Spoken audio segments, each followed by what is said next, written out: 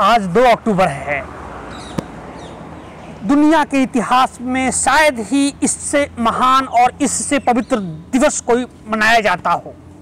जी हाँ, क्योंकि आज ही के दिन 152 वर्ष पहले गुजरात के पोरबंदर नामक स्थान पे मोहनदास करमचंद गांधी नामक व्यक्ति का जन्म होता है, जिसने अपने यशोगान से, अपने मनसा वाचा कर्मणा से, अपने जीवन जीने की लालसा जिजीविषा से न सिर्फ भारतवर्ष का अपितु दुनिया वर्ष में भारतवर्ष के यश कीर्ति का को गुंजायमान करते हुए इस दिवस को विश्व अहिंसा दिवस के मार्फत से यह दर्शाने का प्रयास किया कि दुनिया के किसी भी देश में किसी भी सत्ता, किसी भी औपनिवेशिक व्यवस्था से लड़ने के लिए हिंसात्मक नजरिया, हिंसात्मक प्रयास, अहिंसात्मक नजरिया, अहिंसात्मक प्रयास सबसे कारगर उपाय होते हैं। जी हाँ, महात्मा गांधी यह वह नाम है जिससे भारतवर्ष के लोगों को बचपन से ही एहसास होता है, अपनत्व का एहसास होता है, एक अनुभूति होती है, एक अपनेपन का। क्यों? क्योंकि वह व्यक्ति, उस व्यक्ति ने अपने प्रयास से, अपने, कहते हैं ना रविन्द्रनाथ टैगोर की जो पंक्ति है, जब कोई साथ न दे तुम्हारा तो एकला चलो रे, उसी प्रकार गांधी जी ने ब्रिटिश सत्ता, कहते हैं कि उस शासन में दुनिया में सूर्यास्त नहीं होती थी, क्योंकि उत्तरी से लेकर दक्षिणी गोलार्ध तक के 54 राष्ट्रों पे उनका शासन था। और ऐसे में गांधी जी ने अपने प्रारंभ से अपने अहिंसा, सत्याग्रह, सर्वोदय की धारणा के बुनियाद पे उस अंग्रेजी हुकूमत की चूल्हे हिलाने का काम किया। और शायद यही कारण था कि उनके ब्रिटेन के प्राइम मिनिस्टर रहे चर्चिल ने उन्हें हाफ नेकेड फकीर ऑफ इंडिया का संबोधित किया था। बहरहाल, अब शुरू करते हैं गांधी जी की महात्मा बनने की प्रक्रिया। वह कौन सा रास्ता था जिसने मोहनदास करमचंद गांधी को महात्मा बनाने का काम किया? गांधी जी की शिक्षा दीक्षा, प्रारंभिक शिक्षा दीक्षा गुजरात में हुई। उसके उपरांत गांधी जी ने इंग्लैंड से बैरिस्टर की पढ़ाई की। तदुपरांत वह अफ्रीका जाना हुआ, वहाँ किसी केस की पैरवी में, वकालत में। जब गांधी ने देखा कि वहाँ की स्थिति बहुत ज़्यादा दयनीय है, 1893 में गांधी जब अफ्रीका पहुँचते हैं, नटाल प्रांत पहुँचते हैं, तो उन्होंने देखा कि यहाँ तो 2 देश है, एक वाइट पॉपुलेशन, एक ब्लैक पॉपुलेशन। और ऐसे में गांधी ने यह ठान लिया या निश्चय कर लिया कि उन्हें यहाँ समानता लानी है। और इसी क्रम में एक ऐसा घटना हुआ जब वर्ष 1899 में गांधी दक्षिण अफ्रीका में यात्रा कर रहे थे। ट्रेन के प्रथम श्रेणी का टिकट होने के बावजूद भी गांधी को टीटी द्वारा चलती ट्रेन से पीटर मारिट्सबर्ग स्टेशन पे धक्के मारकर बाहर कर दिया गया। अब यह कौन कह सकता है कि जिस ट्रेन ने गांधी को धक्के मारकर बाहर कर दिया था, उसे क्या पता था कि इस फकीर, इस अंतिम व्यक्ति के प्रवक्ता की रफ्तार उस रफ्तार से चलने वाली ट्रेन से भी अधिक है। जी हाँ, इस प्रकार गांधी ने दक्षिण अफ्रीका में पूरे मनोयोग के साथ वहाँ के लोगों के में स्वतंत्रता, समानता, भाईचारे की भावना को कायम करने के उद्देश्य से तमाम प्रकार से एकता, समरूपता, अखंडता के लिए काम किया। अब आते हैं गांधी ने ये जब 46 वर्ष की अवस्था में अपना अफ्रीका में अपने योगदान से वहाँ के लोगों को परिष्कृत करके उन्हें आगे का मार्ग दिखलाने के बाद उन्होंने तय किया कि अब वे स्वदेश लौटेंगे। और इसी क्रम में 9 जनवरी 1915 के ऐतिहासिक दिन को महात्मा गांधी का भारत के बम्बई पोर्ट पे, बम्बई के पत्तन पे आगमन होता है। और बाकी सब सारा इतिहास है। जी हाँ, उस दिन को, उस 9 जनवरी को आज भी हम भारतवासी प्रत्येक वर्ष प्रवासी भारतीय दिवस के रूप में मनाते हैं। गांधी का भारत की धरती पे आना, फुल फ्लेज रूप में आना, भारत के लोगों के इच्छा शक्ति में, भारत के लोगों के जिजीविका के लिए एक चमत्कार था। गांधी का आना इस बात का इस्तकबाल था कि अब भारत की आज़ादी की लड़ाई में जो थोड़ा बहुत एकरूपता आ गई थी। गांधी के बारे में कहते हैं ना, गांधी का पराक्रम गांधी से पहले भारत पहुंच चुका था।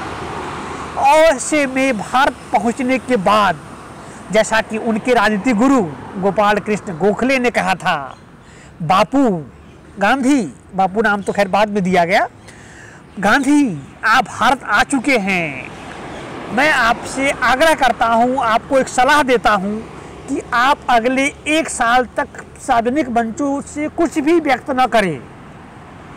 और गांधी जी ने इस बात का ख्याल पूरी तरह से रखते हुए पहली बार फरवरी 1916 में काशी हिंदू विश्वविद्यालय के स्थापना के अवसर पे महामना मदन मोहन मालवीय द्वारा आमंत्रण प्राप्त होने के बाद उन्होंने पहली बार अपने उद्गार व्यक्त किए थे, और बाकी सब इतिहास है। उसके बाद 1916 के भारतीय राष्ट्रीय कांग्रेस के अधिवेशन में शामिल होना, उसके बाद वहीं से बिहार के किसान नेता राजकुमार शुक्ल का गांधी को निमंत्रण कि वे अंग्रेजों द्वारा नील की खेती जो बाध्यता पूर्वक कराई जा रही है उसके खिलाफ किसानों का उद्धार करें। वहां से गांधी का चंपारण जाना, चंपारण में सत्याग्रह की शुरुआत, 1920 का असहयोग आंदोलन, 1928 का खेरा सत्याग्रह, 1930, जी हाँ यह वह माइलस्टोन है जब 12 मार्च 1930 को गांधी जी ने गुजरात के नौसारी से अपनी साबरमती आश्रम से अपने 78 अनुयायियों के साथ नौसारी जिला के दांडी के लिए 241 मील की यात्रा, 388 किलोमीटर की यात्रा, पदयात्रा शुरू किया।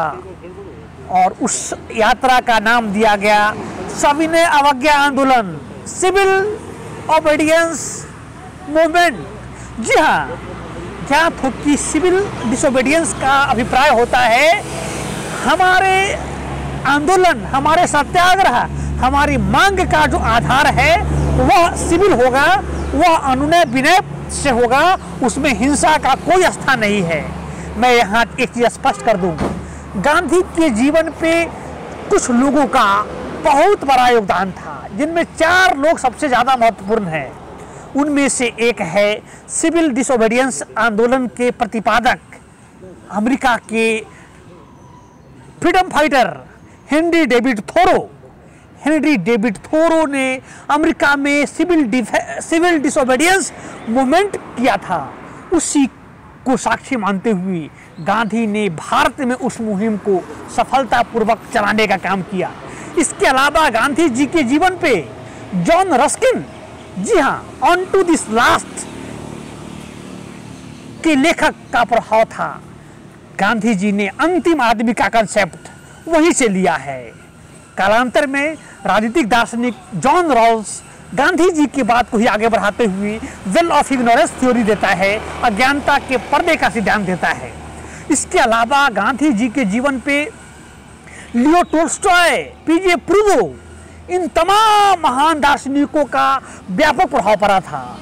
और कहते हैं कि गांधी को गांधी बनाने में इन लोगों ने, इन प्रक्रियाओं ने एक विहंगम योगदान दिया था। बहरहाल 12 मार्च 1930 को साबरमती आश्रम से शुरू हुई यात्रा, जब 24 दिनों के उपरांत 241 मील यात्रा करने के उपरांत 6 अप्रैल 1930 को दांडी पहुंच के नमक कानून तोड़ती है, तो वह सिर्फ एक आंदोलन नहीं था, अपितु गांधी ने इस जनमानस को, भारत के अंतिम व्यक्ति तक यह एहसास करा दिया था कि नमक हमारी आवश्यकता है। और यह अंग्रेजी हुकूमत जो है, यह फिरंगियों की जो सरकार है, यह हमें हमारे नमक से हमें दूर ले जा रही है। गांधी जी का यह घोषणा भारत के लोगों में, भारत के स्वतंत्रता सेनानियों में यहाँ के युवाओं में, बच्चों में, बूढ़ों में, महिलाओं में एक उद्गार की तरह काम किया, एक चिंगारी की तरह काम किया। कालांतर में गांधी जी ने सबने अवज्ञा आंदोलन को ही साक्षी मानते हुए 1942 का भारत छोड़ो आंदोलन को अंजाम दिया, जिसका नारा था डू और डाई, करो या मरो, अंग्रेजों भारत छोड़ो। इस प्रकार गांधी जी ने एक ऐसे आंदोलन को, एक ऐसे विधा को अपने मंजिल पे पहुंचने का, भारतवर्ष को के लोगों को ध्येय तक पहुंचाने का काम किया था, जो सबके लिए अनुकूल था। ऐसा उस आंदोलन में कुछ भी नहीं था जिससे अंतिम व्यक्ति स्वयं को न जोड़ सके। गांधी जी, जैसा कि मैंने जिक्र किया, वर्ष 1916 में आधिकारिक रूप से भारतीय राष्ट्रीय कांग्रेस में प्रवेश के उपरांत वर्ष 1924 में भारतीय राष्ट्रीय कांग्रेस के अध्यक्ष पद को सुशोभित करते हैं। उस समय भारतीय राष्ट्रीय कांग्रेस के अध्यक्ष को भारत का राष्ट्रपति कहा जाता था। और अपने उस बेलगाम अधिवेशन में, कर्नाटक के शहर बेलगाम में गांधी जी को अध्यक्ष चुना गया था। और अपने उस अध्यक्षीय कार्यकाल से लेकर देश की आज़ादी तक, अपितु यह कहे कि गांधी जी अपने जीवन के अंतिम सांस तक, जी हाँ, अभी हम जहाँ बैठे हुए हैं, जिस प्रांगण में बैठे हुए हैं, आप देख पा रहे होंगे गांधी स्मृति, इसी जगह पे 30 जनवरी 1948 को, जी हाँ, उससे भी काला दिन शायद भारत के इतिहास में कोई रहा हो, जिस दिन एक फिरका परस्त ने, एक मानसिक रूप से दिवालिया ने, एक फंडामेंटलिस्ट फोर्स ने गांधी को मौत के घाट उतार दिया था। नाम लेने में भी उसकी बू आती है। नाम था उसका नाथूराम गोडसे। जी हाँ, हम उसी आवास पे हैं, उसी प्रांगण पे ठहरे हुए हैं जहाँ पे गांधी जी को असमय दुनिया के सबसे महानतम व्यक्ति को, जिसके बारे में दुनिया का महान वैज्ञानिक, सापेक्षता के सिद्धांत का जनक अल्बर्ट आइंस्टाइन, जिसने E=mc का थ्योरी दिया था, उसने कहा था कि आने वाली पीढ़ी शायद ही इस बात का यकीन करे, शायद ही भरोसा करे कि हार और मांस का व्यक्ति इस दुनिया में विचरण करता था। जी हाँ, वह था गांधी का इकबाल। यही नहीं, फ्रांस विचारक रोम्या रोला कहता है, वह व्यक्ति इतना पवित्र था, इतना सात्विक था, मन वचन और कर्म से इतना एकाकार था कि उससे गलती हो ही नहीं सकती थी। और हाँ, जब कभी उससे जाने अनजाने कोई गलती हो गई तो उस व्यक्ति को भूल सुधारने में, अपनी क्षमा याचना करने में तनिक भी समय नहीं लगता था। गांधी जी ने अपनी जीवनी में, महान जीवनी है, कहते हैं कि वैसी जीवनी, वैसी ईमानदार, उतना सच्चरित्र, उतना ट्रांसपेरेंट जीवनी आज तक के मानव इतिहास में दुनिया के किसी छोर पे कभी किसी व्यक्ति ने नहीं लिखा। उस जीवनी का नाम है माई एक्सपीरियंस विद ट्रुथ, सत्य के साथ मेरे प्रयोग।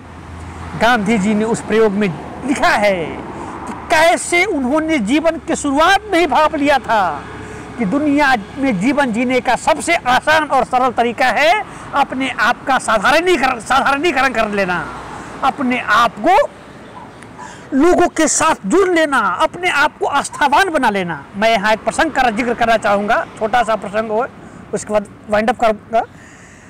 गांधी जी को अपने बाल्य जीवन में राजा हरिश्चंद्र के नाटकों से बहुत ज़्यादा अनुराग था और गांधी जी प्रायः उस नाटक को देखा करते थे, उसका मंचन देखा करते थे। उस नाटक का उनकी जीवनी में वर्णित है। गांधी जी ने लिखा है कि जब राजा हरिश्चंद्र अपना सारा राजपाट दान कर देते हैं, उनके पास आजीविका, पत्नी बच्चों के लिए कुछ नहीं होता है, तो वह जाके शमशान में राजा डोम के यहाँ नौकरी करते हैं। एक रात ऐसी होती है, कहते हैं ना, यही रात अंतिम, एक रात ऐसी होती है जब राजा हरिश्चंद्र की पत्नी उस घंघोर रात में अपने गोद में कुछ लिए हुई शमशान घाट पहुंचती है और राजा हरिश्चंद्र पूछते हैं यह क्या है। वह महिला कहती है, स्वामानी महिला कहती है कि यह मेरा पुत्र है, यह हमारा पुत्र है, आपका भी पुत्र है, यह काल कबलित हो चुका है, कम से कम इसका सम्मान के साथ अंतिम संस्कार कर दिया जाए। राजा हरिश्चंद्र पूछते हैं, मैं तो डोम राजा का नौकर हूँ, क्या लाई हो इस व्यक्ति के लिए, इसके अंतिम संस्कार के लिए? वह कहती है कि मुझे कुछ नहीं है। राजा हरिश्चंद्र कहते हैं कि सॉरी, मैं नहीं कर पाऊंगा अपने बेटे का अंतिम संस्कार। उनकी पत्नी स्वाभिमानी महिला अपने पहने हुए साड़ी के आंचल का सिरा फाड़ना शुरू करती है ताकि यही मैं आपको दूंगा। उसी समय कहते हैं कि आकाशवाणी होती है कि तुम्हारे धैर्य की परीक्षा ली जा रही थी, तुम इस अव्वल दर्जे से पास किए हो। जी हाँ, तो गांधी जी ने ताउम्र राजा हरिश्चंद्र की इसी निष्ठा को, विधि का नियम तो बाद की चीज है, वह तो विधान की चीज है, लेकिन गांधी जी जिस अंतरात्मा और अंतरात्मा के न्यायालय की बात किया करते थे, वह उसकी शिला उन्होंने अपने बचपन में ही पाली थी। यह गांधी जी के सत्कर्मों, गांधी जी के मन, वचन और कर्म का ही परिणाम था कि दुनिया ने वर्ष 2009 में, अर्थात उनके मरने की लगभग आधी सदी बाद, संवेद स्वर में निर्णय लिया कि 2 अक्टूबर को हम प्रत्येक पूरी दुनिया जिसकी लगभग 9 अरब आबादी है, इस दिवस को विश्व अहिंसा दिवस के रूप में मनाएंगे। और हम सब भारतवासी गर्वान्वित हैं, गर्व करते हैं, प्रतिदिन हर्ष होता है हमें कि हम उस देश के हैं कि जिस देश में महात्मा गांधी रहते हैं। कहते हैं कि दुनिया भारत को 2 ही चीज़ों के लिए जानती है, एक गांधी के लिए और दूसरा ताजमहल के लिए। अपने इन्हीं वचनों के साथ गांधी जी के 152वें जन्म जयंती के अवसर पे द TDM की तरफ से अपनी भावभीनी श्रद्धांजलि अर्पित करता हूँ, नमन करता हूँ। प्रणाम, जय हिंद।